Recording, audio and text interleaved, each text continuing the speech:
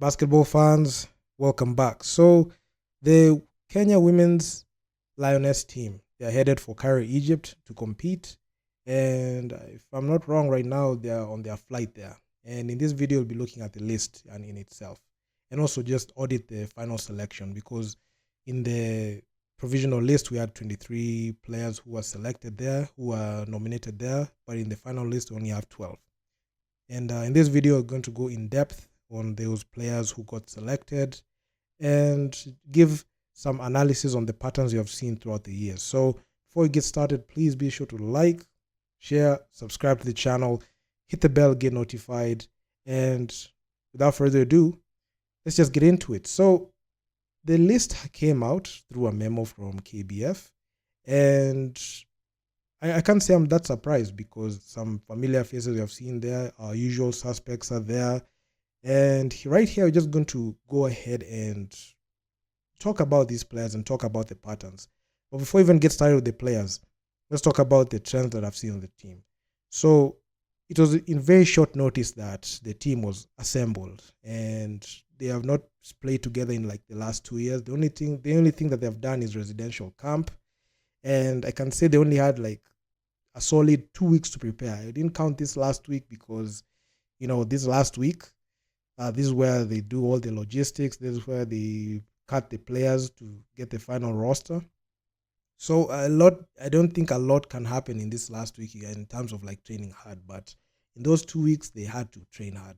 So in a previous video I've released today, we have seen Coach Mayenga throw some warning shots saying that there's a high likelihood that we're going to have a tough situation because of some players that are not in the squad, most notably Felmas Koranga and Madina Okot. And I must say, Madina Okot not being on the team is a huge blow. Okay, she's playing at Mississippi State and she's taking her college career seriously. And there's no way she can jeopardize her college career by just coming to play for the national team. I don't think the team will allow that. But regardless, the team has to continue with the players that are already there. So that's a very huge blow, especially at the center position. Now they have to scramble. Now they have to scramble with the players that they have in the league to see if they can fit that role. So there has been a lot of things that have happened, especially regards to like players getting snubbed. We saw with the whole Betty Kananu situation. I debunked it and I told you guys the real reason as to why she got snubbed is because she didn't apologize because of that viral video that went out in 2019. And the crazy thing is, we have 3 players on the squad who played in that 2019 roster that are present in the squad right now. I can name them. We have Vilma Owino, Belinda Okoth, and Mercy Wanyama. So it's clear as day to say that these players apologize for fighting for their rights and quote unquote tarnishing the image of KBF in that viral video. So they went ahead and said sorry. So there's that. So Betty Kananu, she even there's no even need for her being in this list because I mean it's a very bad taste, especially when you left out the list and the finals MVP. But that's not the point of this video. So we had the 3 players who apologized and they are now back on the squad from the provisional list that we have. And without out of the way, there are a couple of trends and patterns that I've seen with this women's team, and it's very concerning. And I'm going to talk about the identity of the team. So with the team being inactive for about 2 years now, it's very difficult to conjure up a good identity for the team. Are we a defensive oriented team? Are we a offensive oriented team? How do we attack? How do you go about games? How do you go about having a system and structure for the team? Who is the number 1, number 2, number 3 option? So that those are things that are very hard to establish when the team has been very inactive, because when players go ahead and play for the club has different styles of play. They have different offense. They have different ways they attack the game, especially from tip off to the end. So with given the short time that they've had, I don't think it's enough to forge an identity of the team. So that's the biggest red flag. Adding on to some key pieces that are missing on the squad, like I mentioned, like Madina Okot. She can't leave her college career and come here and play for like a week, then she comes back. So the whole identity thing is a problem. And another thing that was very concerning when I saw the final list was our 3-point shooting. I mean, there's a huge gap, and especially when it comes to our 3-point shooting. And with recent performances that I've seen throughout the years, most notably the Zone 5 qualifiers that happened in Rwanda in 2021 and the actual AfroBasket that happened in 2021 and 2023 in the AfroBasket qualifiers. The biggest issue that the Lioness team has is the 3-point shooting. Like 3-point shooting is a problem. And then look at the squad. I'm not seeing, efficient 3-point shooters, like the people who can shoot the lights out from the three. I mean, people who can even take like 5, 6, 7, 8 threes in a game, and they can be able to average at least 45 to 48%. That is something that is absent on the team. And it all comes down to like the personnel. Like, okay, look, we can have Ashley there. Yes, of course, she's had her moments where she is able to knock down the 3 ball, but it's not at a high clip. You can put there Jemima Knight. I mean, when she plays in KBF at the peak of her career, when she played for the Storms team, I must say she was a very reliable option on the offense. Right now, I can't say that too much because with her performance in the WBLA, it was wanting.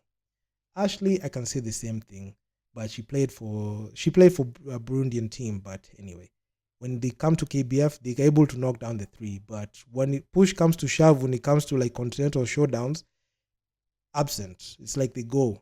It's like their skill just goes away. So who are we left with? Victoria. So Victoria, she's a player that can really, really assist you when it comes to on the offense and carrying the load, because 90% of the time when I watch a lot of her games when she plays for either KPA and last year when she played for Team Lioness in 2023, she's a very, very, and also the AWBL in 2023, she's a very reliable option on the offense. And I don't think a team can be successful without her productivity.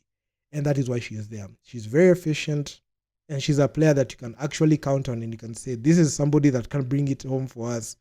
So there are not many players of her caliber on the team. And this is not to throw shade at these players, because majority of the time, that quality is something that is absent. Yes, we can have players who are very solid, but when it comes down to it, when you have like a very tight game and we need a bucket and need somebody who can be able to manufacture it efficiently, Victoria is somebody who can get the job done for us. And I can say I trust her leading the team as opposed to other people like Natalie. Okay, I'm not throwing her under the bus, but she's had her moments, especially when it comes to local basketball. But when it comes to continental showdowns, man, this is where things just go down down the drain, everything. Like her basketball is not the best. And when it comes down to even playing like a team like Egypt, a team that is high tempo and they shoot a 3 ball, she gets exposed a lot of times. And the only player who's able to at least hold her own is Victoria when a game gets tough. And you're going to see how this team faces adversity, because they're going to be put in very tough situations. How are we good at, shooting the 3 ball? Can we rebound enough? Okay, Medina is not on the squad, but who do we have on the roster? We have Vilma Wino, Belinda Okoth, Rita Olwoch, Masiwanyama. Can we rebound the ball well, efficiently? Are they quality players who can defend the front court the way it should be? Because majority of the time when it comes to Team Lioness basketball, when the game gets difficult, you see them try to go to get high percentage shots. But when the other team catches on and they're like, oh, this team looks to score inside, and they take that away and they challenge the footwork of our front court, we really, really struggle. I can't count on the footwork of some of our front court players like Vilma Owino. I can't count on her footwork. Belinda, no, not so much. Rita, I don't know. Like it's always transition. Mercy, sometimes I've seen some games where she's called for traveling, and it's it's weird. It's crazy. But those are the options we have. Margaret, not I can't just say that she blatantly can't play basketball. But I mean, when it comes down to like getting like points to win the game, it's difficult for these players to be able to convert. I've seen her play in 3x3. I can say when you try to mix 3x3 and 5x5, those are two different sports. But anyway, that's not the topic of the video. So, as you can see, the team is, I don't want to say shambles, but the team will really, really struggle, especially when it comes down to playing teams that can be able to catch on our offense quickly, especially if they know that we don't shoot the three ball. Man, we're done for. Because a team like Egypt, the way Egypt eliminated Kenya in the 2023 FIBA Women's AfroBasket qualifiers, it was very simple. They spaced the floor and played defense, and they denied any access to inside the paint. So that's what they did. They made sure to force us to be an outside shooting team, and even the second chance points, they were much more quicker, especially when it came to grabbing the rebounds. Are our front court players quick enough to be able to grab those second chance shots and second chance points? I don't think so. Someone can be slow on their feet, but anyway, it is what it is. So when it comes to the three ball, it's a tough ask.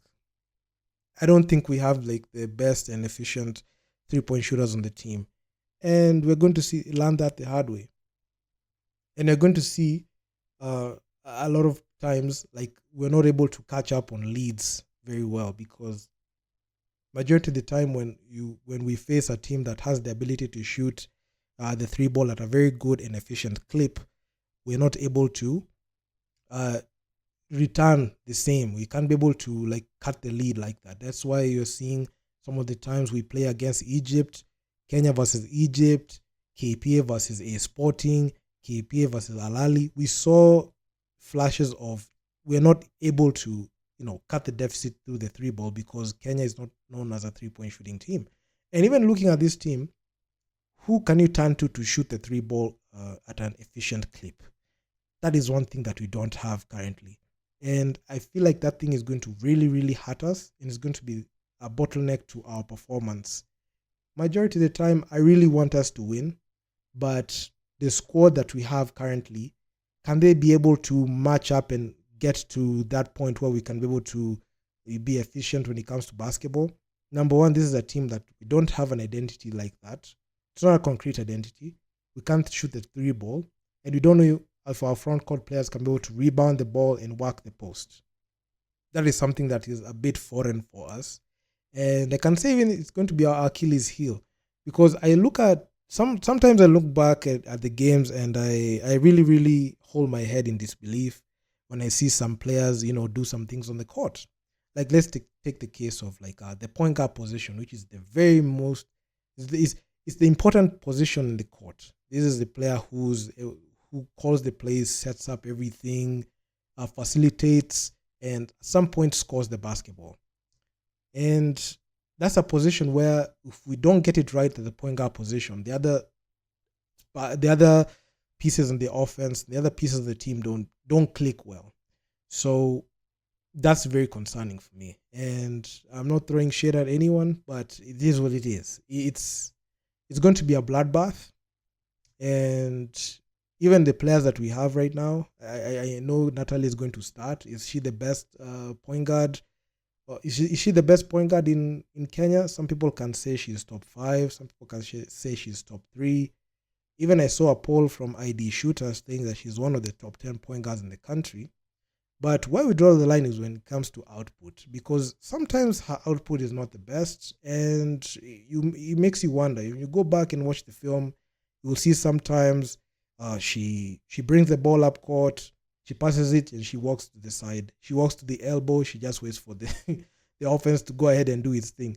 So those are the things that should not happen in this go around, because we've been given a golden opportunity to go ahead and qualify for the AfroBasket. We couldn't make it, and couldn't get the job done in 2023. And the next time this window is going to open is 2 years after this. So if you're not able to go ahead and do something drastic and fix up the mistakes, because I know these players are professionals, they can be able to make some changes. But the question is, did they make the adjustments? Did they go back and change that? So that's the big question. I'm very just happy to see Ashley there, as she's been a rising star. And I feel like given the right situation, we can be able to get much from her, because we can be able to get a lot from her if Coach Maenga plans the rotation well. Elizabeth, this is the first time I've seen her on the national team, which is actually awesome. Actually, I've seen her in 3x3. She played in Madagascar last year, which was good. Hopefully, she can be able to continue and replicate like the same half-court offense she has, especially when it comes to knocking down the three ball. Jemima Knight, the last time we saw Mima playing in the Afrobasket, she didn't play that much. I don't know why Coach Maenga didn't trust Jemima at that point, but looking at recent times, the way she has played, she played for the Storms team. I can say 2022 was like that year where she really, really broke out. She went to KPA. Things didn't go well in KPA, and I feel like her career kind of went down a bit, but she slowly tried to revive her career when she's playing for the Equity Hawks. And at least she was able to go ahead and win the championship, and she was able to play in the WBLA. So, bit of experience there, something that has really, really assisted. Selena Okumu, I've seen her play for KPA. She's been in multiple AWBL, WBLA, and Africa Women's Cup championships for KPA. So, must say, she's a player that you just plug into the roster, like plug into the offense, and she can be able to get you those quick transition points. So if Coach Maenga can use her for that, I mean, we can be able to cut like some points. If you want to get some quick offense quickly, not too much, not too much play calls like that, she can be able to do that. I mean, that's something that is there. So then we have Christina Akinyi, another rising star there. Masi Wanyama. I mean, I've seen her play. I saw her play for Reg together with Victoria Reynolds, and it was a feel-good moment. I must say, I was happy to see both of them play in tandem, and I can say that was the main reason as to why our Reg were able to even make it to the actual WBLA from the WBLA qualifiers. But unfortunately, Mercy was not able to play in the WBLA. It's only Victoria who was able to play there. Even with like the limited minutes in the different system, Victoria Reynolds was able to just hold her own and do her thing. Margaret Nerea, I've seen her play 3x3, and she also plays for Strathmore, so that's that. Rita, I saw her play, but I mean the team they're trying. I mean the team selection panel and the coach were trying to see people they can plug in onto their front court, and I mean, given like the talent pool that was there, they just had to put Rita, Belinda, and Vilma there. I mean, they couldn't go small, and they couldn't. The Kenya can't take a chance at not scoring inside. So there's that. So are these the best players who are selected? I can say from the talent, from the provisional squad, an argument can be made they are the best players. But when it comes down to statistically, if you look at how these players, their output throughout their careers when they play in club championships and the national team, there's a huge question mark there. But regardless, this is the team that is headed to Cairo, Egypt, and you're going to be rallying behind them. Hopefully, they can be able to like do something, can be able to make some impact and do something. It's going to be worthwhile, because if they're not able to do that, we are going to be in a very, very tough situation. So yeah, that's that. So do drop me a comment down in the comment section down below. I know this video has been long. It's just been me coming out here and just giving you instant analysis. I expect more of these types of videos, because I really like going at it like this, because with the years that I've been covering the Team Lioness, Team Orans, KPA, Equity throughout the years, I've been able to understand and be able to give you instant analysis on what I think on these players. So I know KBF are going to be listening to this, and also some of the players on the team are going to be listening to this. Make sure to drop a like and comment there. And also my subscribers, thank you for the support throughout this period, man. I've enjoyed everything, and expect such type of videos, because most of them are going to be coming your way like this. So yeah, man, like, share, subscribe to the channel. I'm gonna see you guys in the next one. Peace out.